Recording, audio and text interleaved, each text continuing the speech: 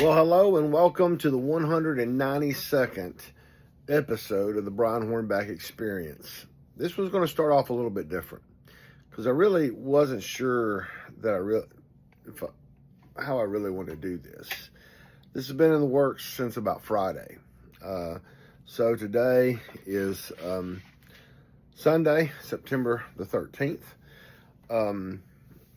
Really, this kind of started, first of all, the Brian Hornback Experience, episode 192, coming to you from the Old Forge Distillery podcast studio. Kind of changed up my background a little bit for this. I think this is going to, for now, this is going to be the new setup. I'm going to change some other things around a little bit now that I'm looking at this. But obviously, we got the Old Forge Distillery barrelhead. We got the BrianHornback.com original logo right there on a barrel. Got the infamous Mr. Kaz Walker at a city council meeting. Photo that showed up on Time Magazine. Got a bottle of Old Forge right there. So anyway, obviously what I want to talk about is what happened this week with the assassination of Charlie Kirk. Everybody's been talking about it, I know. And I don't know that what I'm going to say is going to definitely not going to change the world, right? But I really want to get into it and kind of talk to you about my perspective. I just turned 59 years old, so I'm in the last year of my 50s. So the assassination of Charlie Kirk was the first one in, 57 years, right? Because the last time was the two assassinations that happened in 1968. One was Martin Luther King Jr. in Memphis, and the other was Robert Kennedy, both in the same year, 1968. I was 2 years old. That's the last time that we've had an assassination. At least of a notable figure, right? What did Charlie Kirk do? I mean, obviously he started at a young age of about 18 years old and started this organization, Turning Point USA, where he went out and exercised free speech. He talked about freedom. He talked about what our country's about. And he was painted as, a conservative leader. And yes, he was a conservative leader. The interesting thing about Charlie Kirk was this, in that, people that would disagree with him vehemently, he didn't shout at them. He didn't yell at them. And he answered them in a way that our society should answer. Answer things that we talk about in the public, right? So obviously, being struck down at the age of 31 years of age, obviously he accomplished a whole lot in his 31 years, right? Obviously Erica and the children are going to have a whole new world, a world that, they didn't expect, a world that now they have to try to live through, and Erica's going to now try to continue Turning Point USA. Now, Turning Point USA will be more, I guess, people would know more about Turning Point USA today than they would before that. It's a shame that a young 22-year-old took the life of Charlie Kirk, right? And you think about the difference in age from 31 to 22. Whatever was going through that young man's mind, and I'm not going to, I don't believe the media when we have situations where we have individuals that either do mass shootings or in this case assassinate someone. I personally don't think that we should I don't believe we should utter their names. But I was talking to, I've got 3 really good friends that I talk to on a regular basis, and many of you know all 3 because I've mentioned all 3 before. But I was talking to one of them on Friday. We were just, what happens to me when a situation like what happened with the murder of Charlie Kirk is when I saw the initial news, I pretty much didn't watch any more about it for about 12 hours, because once I found out about it and once I watched a couple hours of it, I just decided to step away from the media that was going on at the time, and to because at that time, when it first happens, there's a lot of just like a fire hose coming at you with lots of information. And so in that moment, I needed to step back, kind of process it. Obviously that happened on Wednesday, Wednesday, at 1 o'clock, 12 something Utah time.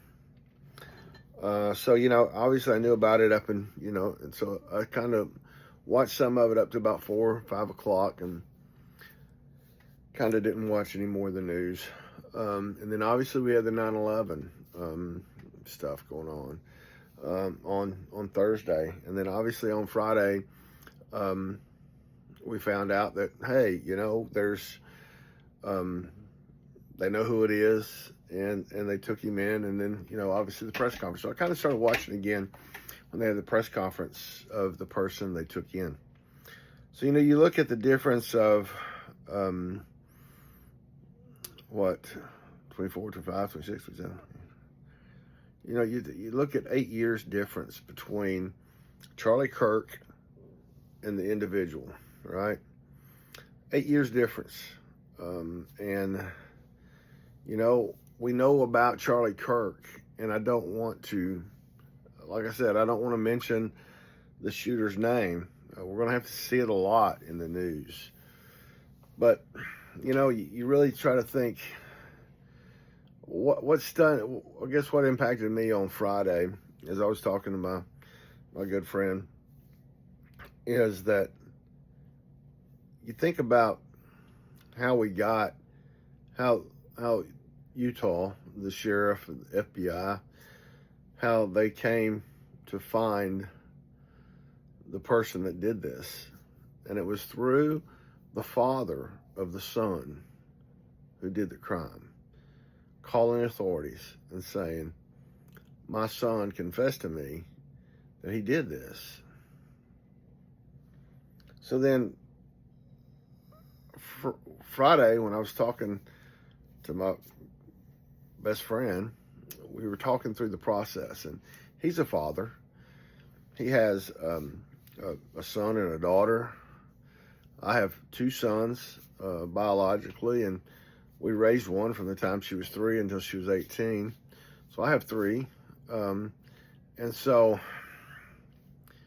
I really thought about that father and the fact that Thursday afternoon or Thursday evening or Thursday night, his son confessed that he's the one that did it. Now, the father's in law enforcement.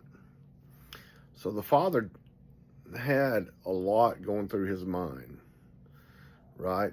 I mean, he knew that they were eventually going to find his son. But he did the right thing. He turned his son in. So as I think about it from a father's perspective, I think, man, what's going through that father's mind as he knows he has to contact authorities and say, my son was the one that did it, right? And then, turn him over to the authorities. That's the safest place for him. It's with the authorities and with it, and being incarcerated. Going to be incarcerated for the rest of his life. Likely going to face the death penalty. And likely, once found guilty, will be put to death. So then you think about it again from a father's perspective, and you think, wow, you're never going to see your son again. You're never going to be able to hug your son again. You're never going to be able to touch his hand. But the father did the right thing. Then the other processes that go through my mind in thinking about that from that father's perspective is, what's the country, or what are people going to say about him?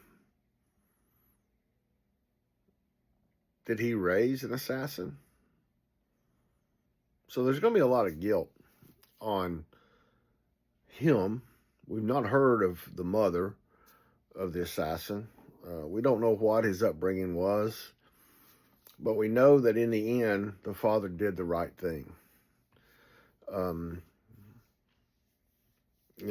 It's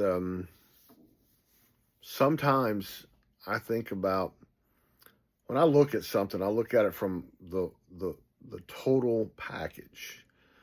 And sometimes I end up thinking about some of the pieces and parts that at times don't make sense or that others wouldn't think about. And I'm sure there's going to be some people on here that are going to say, man, you shouldn't even be thinking about him. You shouldn't be thinking about that family. You should think about what they took away from Erica and the children, and Turning Point, and from the country, and from the next generation, and the generation that Charlie Kirk helped shape. Charlie Kirk helped shape the conservative mindset of our current young generation, our generation of 18 to 31-year-olds. And so that's the generation that is more conservative than my children's. Well, actually, my children are in that age range. My oldest one's soon to be 35, but the others are 31 and 29, almost 30. But Charlie Kirk really helped shape the conservative mindset of that generation. And so, I think about it from Charlie Kirk's parents. I don't know anything about them. I'm assuming they're still here. Erica, the children, Turning Point. And that was what I shared with some people as we were texting on Wednesday night. Was that my initial thought was, one, to walk away from the media, walk away from all the press that's being talked about,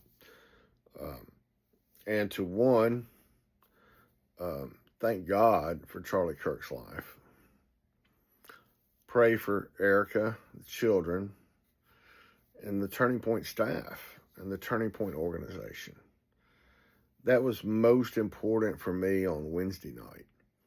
And then obviously on Friday night, I was thinking about the father, what kind of guilt he might be going through, what kind of things he might be thinking about as his son is now incarcerated and facing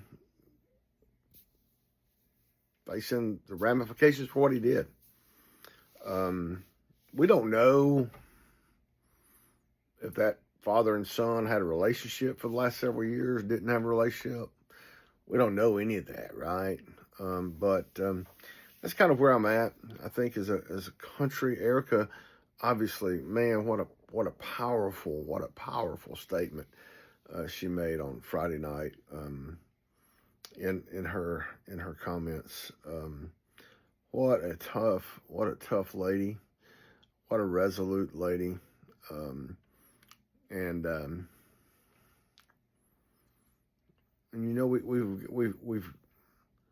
We've got to learn to live life without Charlie Kirk, and there are others. There are others that will step into that. They won't do it as well as Charlie did. But it was just this last month in August the 14th, I believe it was, that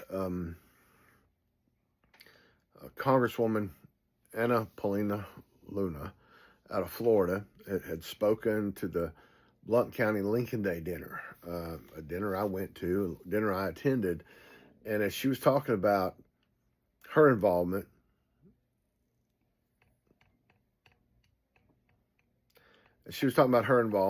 and how she got involved, Charlie Kirk called her and said, "Hey, would you come work for me?" So, she is one of those that Charlie Kirk had reached out to. And so she went to work for Turning Point. And then ultimately she ended up now as a member of Congress. And a member of Congress that's really questioning even Speaker Johnson.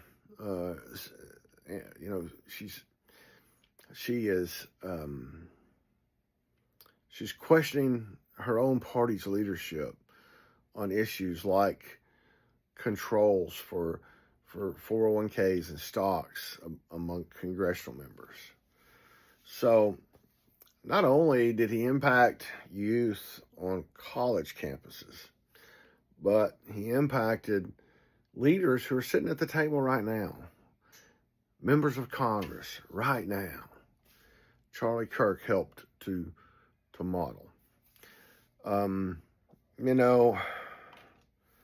A lot of people obviously had their opinions about Charlie Kirk, right? Charlie Kirk's been in town in Knoxville, where I'm from, at least twice. He was here in August of 22, and spoke at the Knox County Lincoln Day dinner. There's a lot of criticism for the Republican Party paying him $20,000 to speak here that day. That was a reduced fee for him to come. And there's been constant criticism for that. He actually came on my birthday, and so I had other obligations and other commitments that I couldn't go that night. So I missed the opportunity to see him and to hear him and to potentially meet him. But it's interesting to watch the news in the light of his assassination.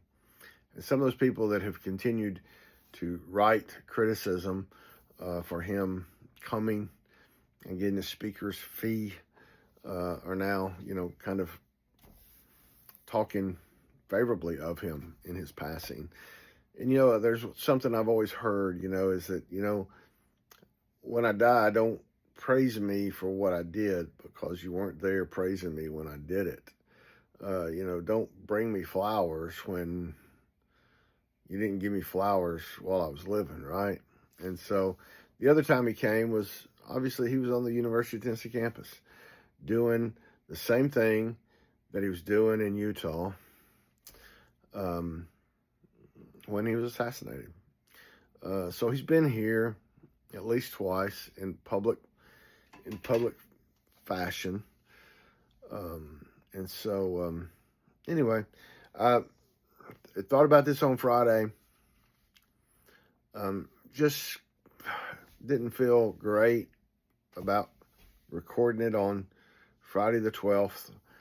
Went through Saturday the 13th, obviously, and still didn't feel great about it. But here we are on Sunday the 14th.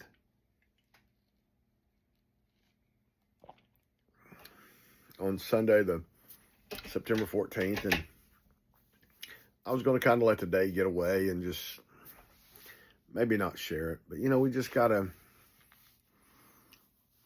as a country, as political parties, and as people who debate policy, we've got to do better.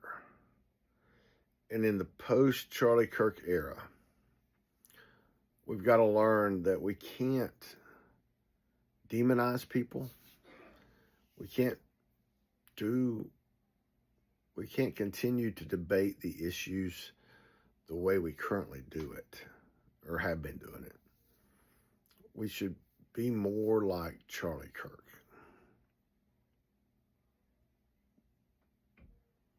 As we debate issues, as we talk about issues, we should be more like Charlie Kirk. It's hard for a blogger to say that because I'm looking at news every day. I'm sharing my opinion in news every day.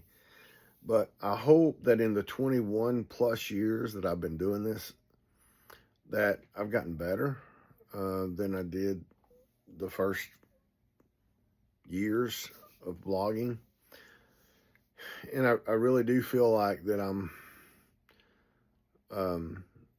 that I take things differently than I did years ago and approach things differently. But, I'll never be Charlie Kirk because there was only one Charlie Kirk.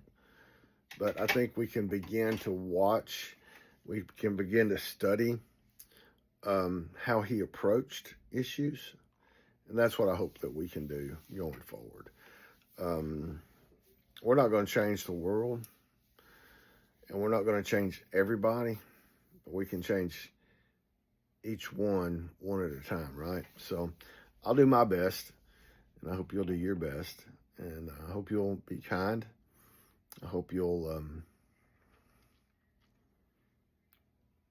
do well.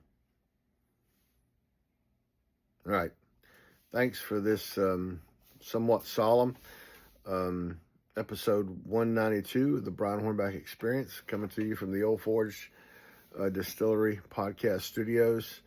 And we'll talk again soon.